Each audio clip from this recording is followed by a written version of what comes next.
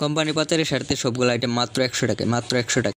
Hello viewers, আসসালামু আলাইকুম। আশা করি সবাই ভালো আছেন। আজকে আমি বাজার থেকে 100 টাকায় দেখুন কতগুলো পণ্য নিয়ে আসলাম। এটা একটা অটো রিক্সায় বিক্রি করতেছিল মাত্র 100 টাকায়।